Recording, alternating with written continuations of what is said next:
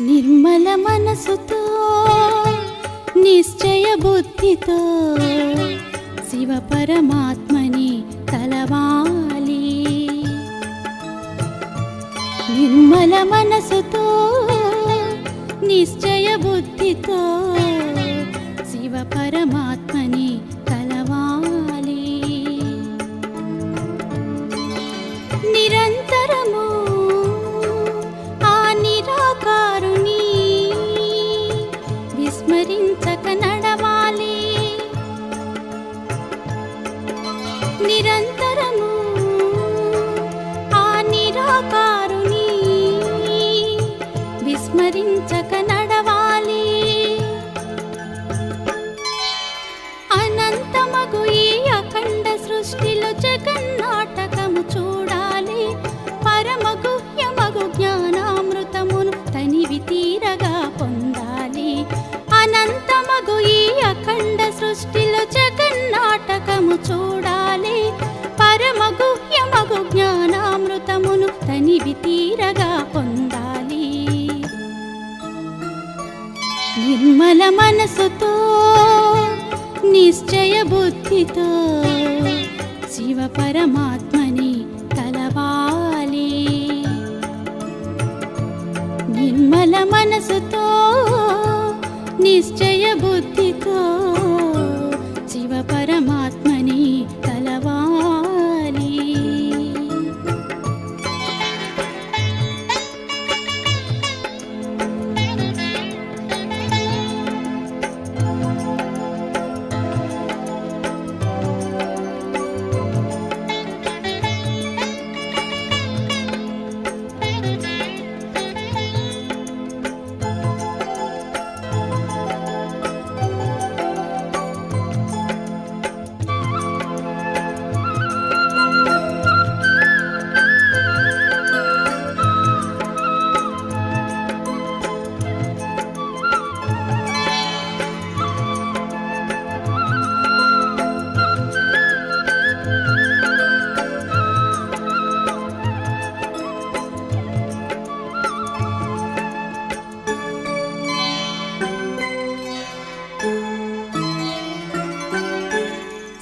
రహితమగు సంసారములో నిమిత్తమై నడవాలి.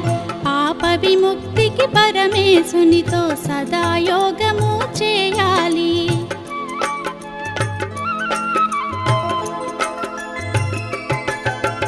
సారరహితమగు సంసారములో నిమిత్తమై నడవాలి.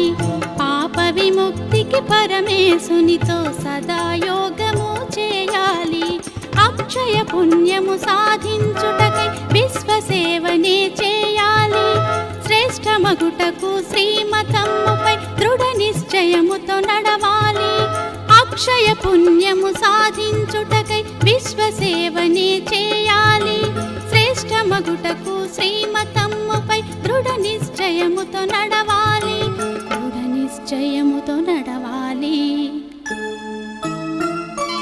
నిర్మల మనసుతో నిశ్చయ బుద్ధితో శివ పరమాత్మని తలవాలి. నిర్మల మనసుతో నిశ్చయ బుద్ధితో శివ పరమాత్మని తలవాలి.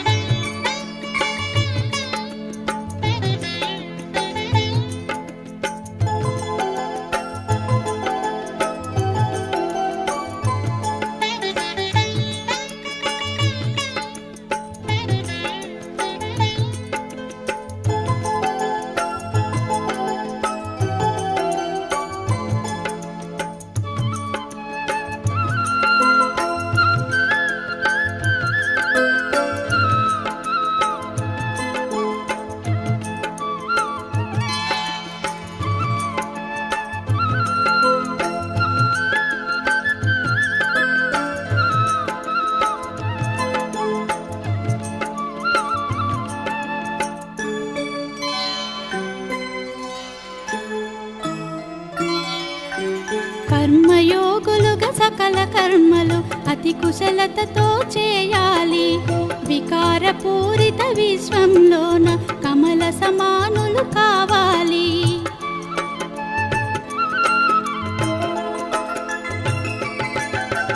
కర్మయోగులుగా సకల కర్మలు అతి కుశలతతో చేయాలి. వికారపూరిత విశ్వంలోన కమల సమానులు కావాలి. కలియుగమందున పావన జీవన పరిమళము వెదజల్లాలి. జ్ఞానయోగముతో శక్తిని చేకొని గగన తలమునకెగరాలి. కలియుగమందున పావన జీవన పరిమళము వెదజల్లాలి. జ్ఞానయోగముతో శక్తిని చేకొని గగన తలమునకెగరాలి. గగన తలమునకెగరాలి. నిర్మల మనసుతో నిశ్చయ బుద్ధితో శివ పరమాత్మని తలవాలి.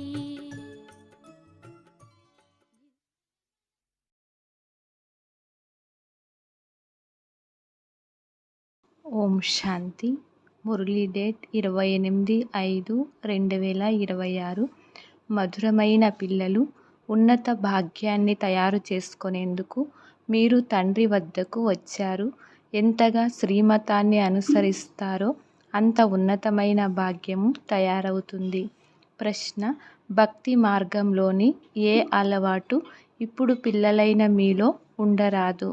జవాబు: భక్తిలో కొద్దిగా దుఃఖం కలిగినా, అనారోగ్యం వచ్చినా హే రామా, హే భగవంతుడా అని దుఃఖిస్తూ ఉంటారు. అయ్యో అయ్యో అనే అలవాటు భక్తి మార్గంలో ఉంటుంది. ఇప్పుడు మీ నోటి ద్వారా అలాంటి శబ్దాలు వెలువడరాదు. మీరు లోపల మధురమైన తండ్రిని ప్రేమతో స్మృతి చెయ్యాలి. పాట: భాగ్యాన్ని మేల్కొల్పుకొని వచ్చాను. ఓం శాంతి. సుఖశాంతుల భాగ్యాన్ని తయారు చేసుకునేందుకు ప్రతి మనిషి పురుషార్థం చేస్తాడు. మాకు శాంతి కావాలని సాధు సత్పురుషులు, సన్యాసులు మొదలైన వారు అంటారు. దుఃఖాలను హరించి సుఖాలను ఇవ్వు అని అంటారు. భగవంతుడే మనుష్య మాత్రుల దుఃఖాన్ని దుఃఖహర్త, సుఖకర్త అని భావిస్తారు. ఇప్పుడు భగవంతుని గురించి మనుషులకు తెలియనే తెలియదు. మీరు వారిని శివ్ బాబా అని అంటారు. బ్రహ్మ, విష్ణు, శంకరులను బాబా అని పిలవరు. వారు దేవతలు. భగవంతుడినే బాబా అని అంటారు. వారు నిరాకారులు. వారిని పూజిస్తారు. శివ్ బాబా అందరి వాడని తెలుసు. కానీ మేము ఎందుకు బాబా అని పిలుస్తూ ఉన్నాము అనే ఆలోచన రాదు. లౌకిక తండ్రిని కూడా బాబా అని అంటారు. మరి వీరు ఎలాంటి తండ్రి? వారు నిరాకార తండ్రి అని ఆత్మ చెప్తుంది. వారు కూడా నిరాకారులే. ఆత్మలమైన మనము కూడా నిరాకారులమే. సాకారి తండ్రి ఉన్నప్పటికీ ఆత్మ ఆ తండ్రిని మర్చిపోదు. వారు గాడ్ ఫాదర్, మనం వారి సంతానం. ఇక్కడ వారిని పరంపిత అని అంటారు. ఆంగ్ల భాషలో గాడ్ ఫాదర్, సుప్రీం సోల్ అని అంటారు. వారు సర్వోన్నతులు.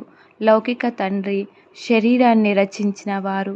వారు పారలౌకిక తండ్రి. తండ్రియే కూర్చొని పిల్లలకు తెలియచేస్తూ ఉన్నారు. తండ్రి నుండి ఆస్తి లభిస్తున్నందున వారిని స్మృతి చేస్తారు.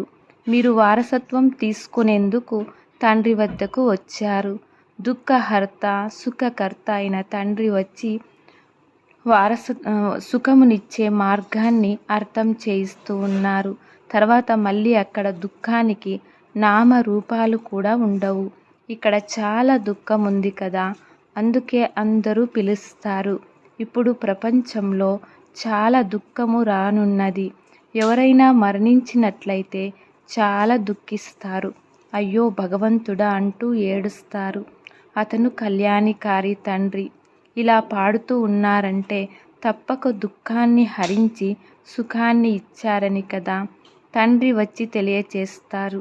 పిల్లలారా, మీరు కల్పము ఎప్పుడు చాలా దుఃఖితులుగా పతితులుగా అవుతారో అప్పుడే హే బాబా రండి అని పిలుస్తారు. నేను కల్పము సంగమ యుగంలోనే వస్తాను. పావన ప్రపంచం యొక్క ఆది, పతిత ప్రపంచం యొక్క అంతిమాన్ని సంగమ యుగము అని అంటారు. ఈ ఒక్క సంగమ యుగానికే మహిమ ఉంది. తండ్రి అందరి జ్యోతులను వెలిగించి దుఃఖాన్ని హరించి సుఖాన్ని ఇచ్చేందుకు వస్తారు. మనము పారలౌకిక తండ్రి వద్దకు వచ్చాము.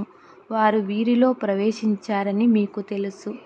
నేను ఇతనిలో ప్రవేశించి ఇతనికి బ్రహ్మ అని పేరు పెట్టానని తండ్రి స్వయంగా చెప్తూ ఉన్నారు. మీరంతా బ్రహ్మ కుమారీలు. మేము తండ్రి నుండి సుఖ వారసత్వాన్ని తీసుకునేందుకు బ్రహ్మ సంతానంగా అయ్యామని నిశ్చయం మీకుంది. ఎప్పుడు ఈ లక్ష్మీనారాయణుల రాజ్యం ఉండేదో అప్పుడు పిల్లలైన మీకు మాత్రమే సుఖం ఉండేది.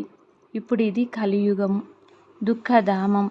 దీని తర్వాత మళ్ళీ సతయుగం వస్తుంది.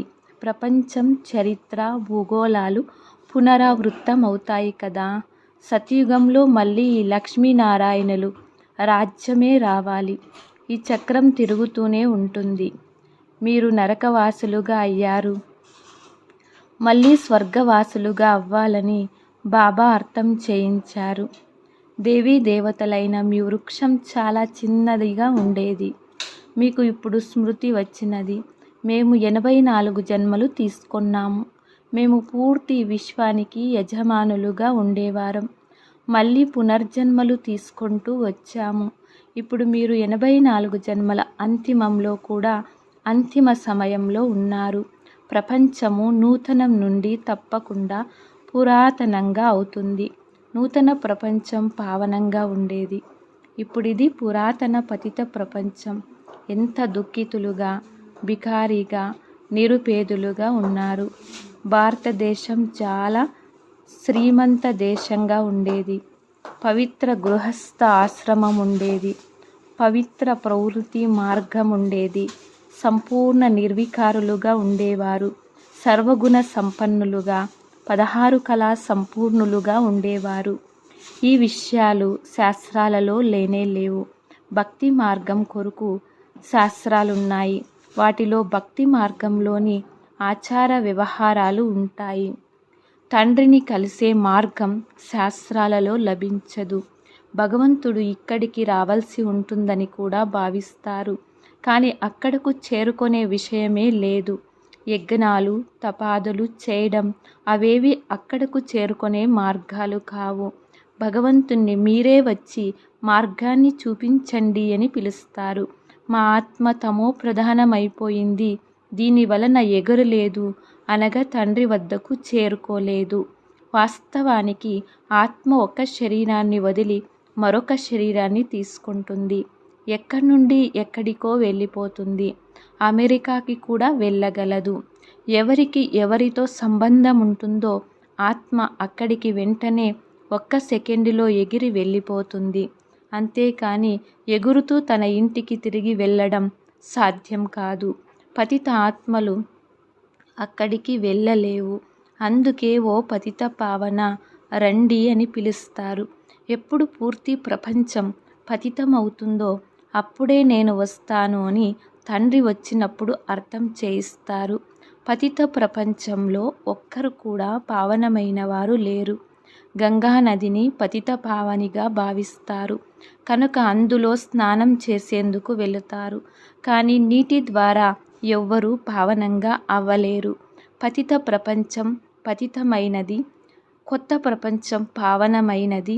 ఇప్పుడు మీరు అనంతమైన తండ్రి నుండి వారసత్వాన్ని తీసుకునేందుకు వచ్చారు. మీరు పుణ్యాత్ములుగా అవ్వాలి. సతోప్రధానంగా ఉండే మీ ఆత్మ ఇప్పుడు తమో ప్రధానంగా ఉంది. గంగా స్నానం ద్వారా ఎవ్వరూ సతోప్రధానంగా అవ్వలేరు. పతితుల్ని పావనంగా చేసే కర్తవ్యం ఒక్క బాబాది మాత్రమే. ఆ నీటి నదులు అన్ని స్నానాలలో ఉంటాయి. మేఘాల నుండి నీరు వర్షం వస్తుంది. అందరికీ నీరు లభిస్తుంది. ఒకవేళ నీటి నది పావనంగా తయారు చేసేది అయితే అందరినీ పావనంగా చేయాలి కదా. పావనమయ్యే యుక్తి తండ్రియే వచ్చి ఇతని ద్వారా అర్థం చేయిస్తారు. ఇతనికి తన ఆత్మ ఉంది. తండ్రి చెప్తారు, నాకు నా శరీరం లేదు. కల్పం కల్పము మీకు అర్థం చేయించేందుకు ఇతనిలో వస్తాను, అంటే బ్రహ్మబాబాలో వస్తారు. మీకు మీ జన్మల గురించి తెలియదు. కల్పం ఒక ఆయువు లక్షల సంవత్సరాలని చెప్తారు. తండ్రి చెప్తారు, ఇది 84 జన్మల చక్రం. 5000 సంవత్సరాలలో 84 లక్షల జన్మలు ఎవరూ తీసుకోలేరు. స్వర్గంలో మీరు 16 కళా సంపూర్ణులుగా ఉండేవారు. మళ్ళీ 2 కళలు తగ్గిపోయాయి. తర్వాత మెల్లిమెల్లిగా కళలు తగ్గిపోతూ ఉంటాయని తండ్రి చెప్తూ ఉన్నారు. కొత్త ప్రపంచమే మళ్ళీ పాతదిగా అవుతుంది. ద్వాపర కలియుగాలను పతిత ప్రపంచం అని అంటారు. ఈ విషయాలు ఏ శాస్త్రాలలోనూ లేవు. జ్ఞానసాగరుడని నన్నే అంటారు. నేను ఏవైనా శాస్త్రాలు చదువుతానా? లేదు. నాకు ఈ సృష్టి యొక్క ఆది మధ్య అంతిమలు తెలుసు. భక్తి మార్గం వారికి ఈ జ్ఞానం ఉండదు. అదంతా భక్తి మార్గం. మేము పాపులము, నీచులము, మాలో ఏ గుణము లేవు, మా పైన దయ చూపించండి అని గాయనం కూడా చేస్తారు. వీరిపై దయ చూపించబడింది, అందుకే మనుషుల నుండి దేవతలుగా అయ్యారు. దీనినే సర్వోన్నతమైన భాగ్యము అని అంటారు. భాగ్యాన్ని తయారు చేసుకునేందుకు పాఠశాలకు వెళుతారు. కొందరు జడ్జిలుగా, కొందరు ఇంజనీర్లుగా అవుతారు. అది వికారి భాగ్యం. ఇక్కడ మీ భాగ్యం ఈశ్వరుని ద్వారా తయారవుతుంది. అందుకే వారిని దుఃఖహర్త, సుఖకర్త అని పిలుస్తారు. దేవతలుగా తయారు చేసేందుకు ఒక్క బాబా తప్ప వేరెవ్వరూ చదివించలేరు. బాబా కూర్చొని ఆత్మలతో మాట్లాడుతూ ఉన్నారు. ఇది నా శరీరం.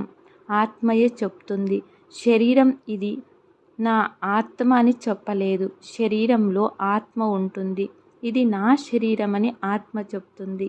నా ఆత్మను దుఃఖపరచకండి అని మనుషులు అంటారు. ఆత్మ శరీరంలో లేనట్లయితే ఈ మాటలు కూడా మాట్లాడలేదు. నేను ఒక శరీరాన్ని వదిలి మరొక శరీరాన్ని తీసుకుంటానని ఆత్మ చెప్తుంది.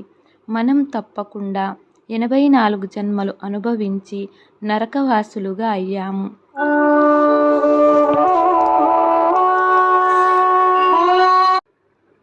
బాబా నుండి ఆస్తి తీసుకొనే పిల్లలైన మీరు సత్యుగంలో రాజ్యం చేస్తారు.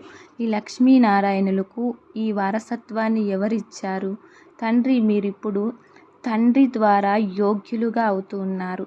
మేము నరకవాసుల నుండి స్వర్గవాసులుగా అవుతూ ఉన్నామని మీరు చెప్తారు. తండ్రి చెప్తారు, నేను స్వర్గవాసిగా అవ్వను. నేను పరంధామంలో ఉంటాను. నరకవాసులుగా, స్వర్గవాసులుగా పిల్లలైన మీరే అవుతారు. ఆత్మ నివాస స్థానం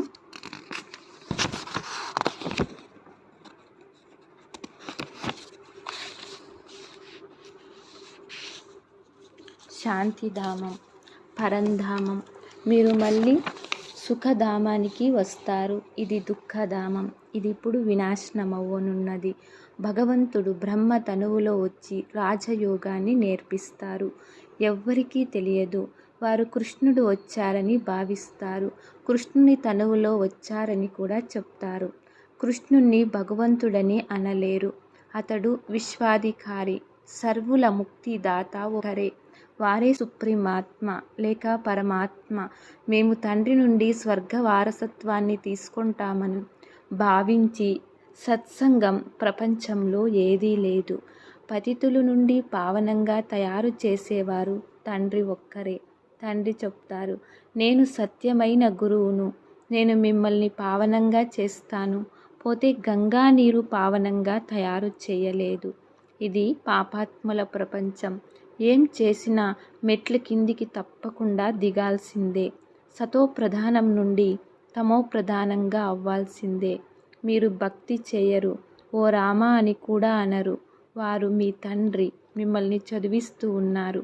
ఓ భగవంతుడా రండి అని కానీ, ఓ రామా అని కానీ అనరాదు. కానీ చాలామందికి ఈ శబ్దము వచ్చేస్తుంది. ఎందుకంటే అది అలవాటైపోయింది. మీకు తండ్రి చెప్తారు, నన్ను స్మృతి చేసినట్లయితే వికర్మలు వినాశనమవుతాయి. మీరు నా వద్దకు వచ్చేస్తారు. కనుక ఒకరిని స్మృతి చెయ్యాలి. ఇది మీ అంతిమ జన్మ. ఇప్పుడు వారసత్వం తీసుకున్నట్లు తర్వాత ఎప్పుడు కూడా పొందుకోలేరు. తండ్రి అర్థం చేయించారు. ఎవరైతే తమను తాము హిందూ ధర్మం వారిగా చెప్పుకుంటున్నారో వారు వాస్తవానికి దేవీ దేవతా ధర్మానికి చెందినవారే. క్రైస్తవ ధర్మం వారు ఎప్పుడూ వారి పేరును మార్చుకోరు. భలే తమోప్రధానంగా ఉన్న క్రైస్తవ ధర్మంలోనే ఉన్నారు. మీరు దేవీ దేవతలు కానీ పతితులైన కారణంగా మిమ్మల్ని మీరు హిందువులు అని చెప్పుకుంటూ ఉన్నారు. స్వయాన్ని దేవతలమని చెప్పుకోలేరు. మేము వాస్తవానికి దేవీ దేవతలమని మరచిపోయారు. వికారాలైన కారణంగా స్వయాన్ని దేవతా ధర్మం వారమని చెప్పుకోలేరు. ఇది దేహాభిమానం. పిల్లలకు చాలా బాగా అర్థం చేయించబడుతుంది. ఇక్కడ సాధు సంతులు మొదలైన వారు ఎవ్వరూ లేరు. మేము వ్యాపారస్తులము, మేము ఫలానా వారం, ఇదంతా దేహాభిమానం. ఇప్పుడు మీరు ఆత్మ అభిమానులుగా అవ్వాలి. ఆత్మ అభిమానులుగా అవ్వడంలోనే శ్రమ ఉంది. మీరు తండ్రి నుండి వారసత్వం తీసుకోవాలి అంటే తండ్రిని స్మృతి చేయాలి. హస్తం కార్యమగ్నం, హృదయం ఈశ్వర్యమగ్నం. చేతులు పనివైపు, హృదయం తండ్రి వైపు. మీరు ఒక్క ప్రియతముడైన తండ్రిని తలుచుకోవాలి.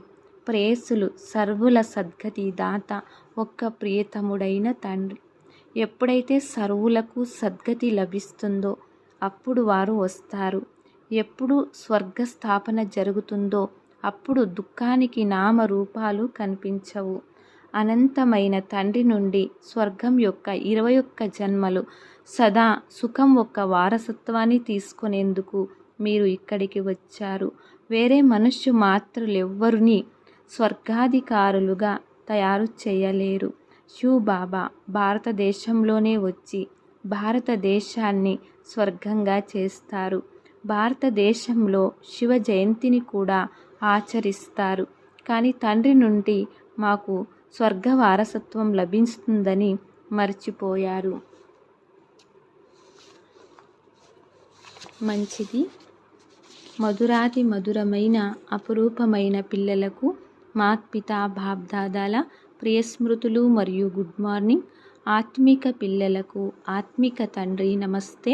ఆత్మిక తండ్రికి ఆత్మిక పిల్లలం నమస్తే నమస్తే. ధారణ 1వ పాయింట్.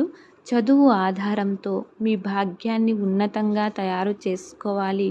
మనుషుల నుండి దేవతలుగా అవ్వాలి. పావనంగా అయి తిరిగి ఇంటికి వెళ్ళాలి. మళ్ళీ కొత్త ప్రపంచంలోకి రావాలి. 2వ పాయింట్. చేతులతో పని చేస్తూ ఒక్క తండ్రి స్మృతిలో ఉండాలి. ఏ ఉల్టా చెడు మాటలు వినరాదు, వినిపించరాదు. వరదానము. సదా తమ పవిత్ర స్వరూపంలో స్థితమై ఉండి గుణమలనే ముత్యాలను ఏరుకునే హోలీ హంస భవ. హోలీ హంసలైన మీ స్వరూపం పవిత్ర స్వరూపము మరియు కర్తవ్యము సదా గుణాలనే ముత్యాలను ఏరుకోవడం. అవగుణాలనే కంకర రాళ్లను ఎప్పుడూ బుద్ధిలో స్వీకరించరాదు. కానీ ఈ కర్తవ్యాన్ని పాలన చేసేందుకు సదా ఒక ఆజ్ఞ గుర్తుండాలి. చెడు ఆలోచించరాదు, చెడు వినరాదు, చెడు చూడరాదు, చెడు మాట్లాడరాదు. ఎవరైతే ఈ ఆజ్ఞను సదా స్మృతిలో ఉంచుకుంటారో వారు సదా సాగర తీరంలో ఉంటారు. హంసల స్థావరం సాగరమే. స్లోగన్. నడుస్తూ తిరుగుతూ పరిస్థా స్వరూపంలో ఉండటమే బ్రహ్మబాబాకు దిల్ పసంద్ కానుక. అవ్యక్త సూచన. సదా అచల్ అడోల్ ఏకరస స్థితిని అనుభవం చేయండి. సదా అచల్ అడోల్గా ఉండేందుకు స్వ ఉన్నతి మరియు సేవ ఉన్నతిలో సదా బిజీగా ఉండండి. సర్వుల పట్ల శుభ భావన ఉంచండి. సంబంధం యొక్క ఆధారంపై కాక సేవ యొక్క సంబంధంతో పాత్రని అభినయించండి. 2వది. వినాశ సాధనాలను ఆధారంగా లేక సహాయంగా చేసుకోకండి. సేవ కొరకు ఇవన్నీ నిమిత్త మాత్రంగా ఉన్నాయి. సేవ అర్థం కార్యంలో ఉపయోగించాలి, అతీతంగా అయిపోవాలి. సాధనాల ఆకర్షణలో మనస్సు ఆకర్షితం అవ్వరాదు. ఓం శాంతి.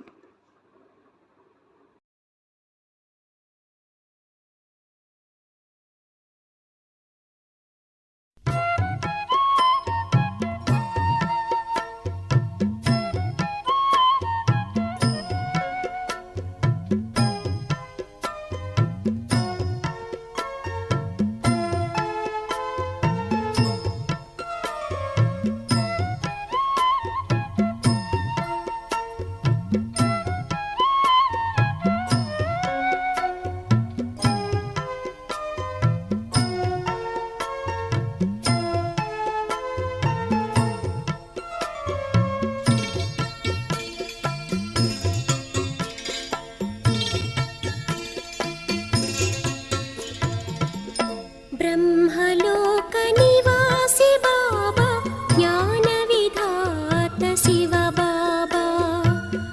ब्रह्मलोक निवासी बाबा ज्ञान विधात शिव बाबा। ब्रह्मा बाबा तनुవు ద్వారా అవతరించే శివ బాబా। బ్రహ్మా బాబా తనువు ద్వారా అవతరించే శివ బాబా। బ్రహ్మలోక నివాసి బాబా జ్ఞాన విధాత శివ బాబా। బ్రహ్మలోక నివాసి బాబా జ్ఞాన విధాత శివ బాబా।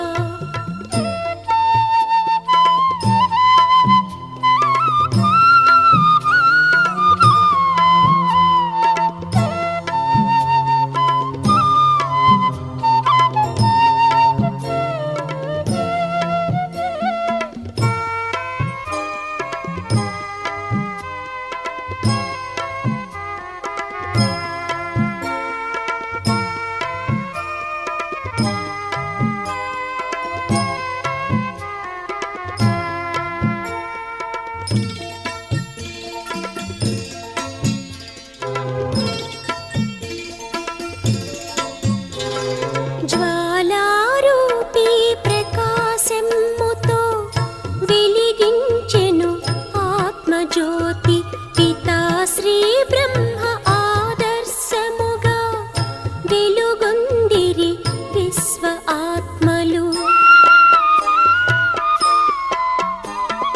జ్వాలారూపీ ప్రకాశముతో వెలిగించెను ఆత్మజ్యోతి పితా శ్రీ బ్రహ్మ ఆదర్శముగా వెలుగొందిరి విశ్వ ఆత్మలు।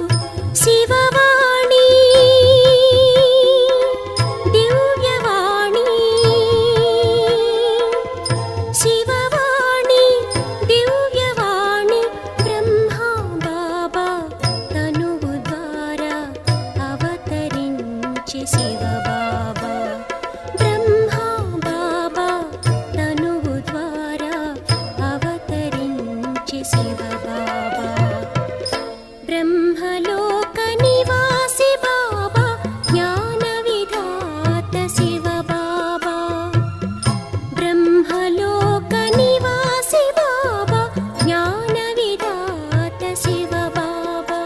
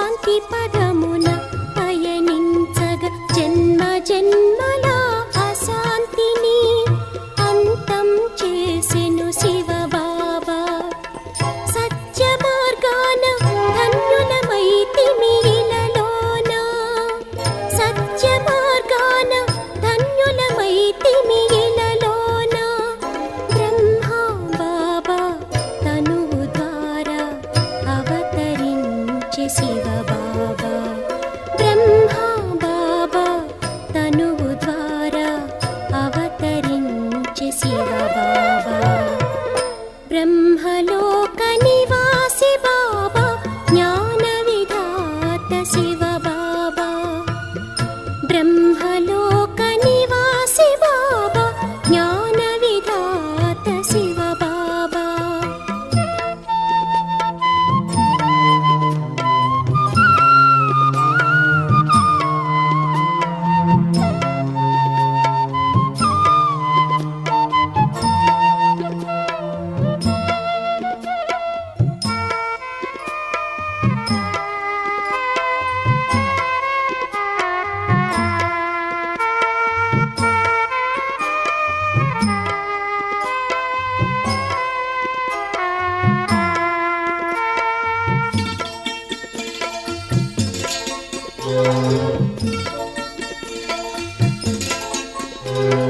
ప్రేమ సాగరుడు శివ బాబా మధురామృతము ఈ ప్రేమ ఆత్మలెందరూ సమ్ముఖముగా ప్రేమామృతము డోలిరి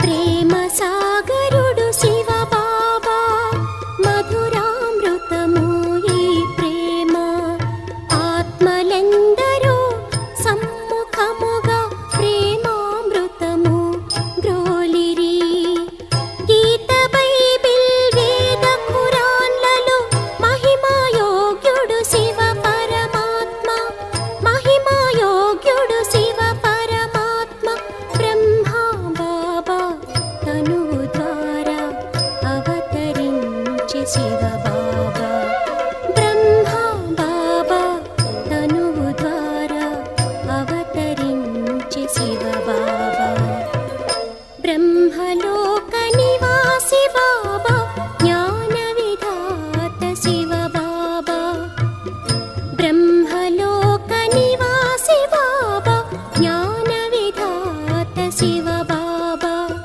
బ్రహ్మ బాబా తనువు ద్వారా అవతరించే శివ బాబా బ్రహ్మ బాబా తనువు ద్వారా అవతరించే శివ బాబా బ్రహ్మలోక నివాసి బాబా జ్ఞాన విధాత శివ బాబా బ్రహ్మలోక నివాసి బాబా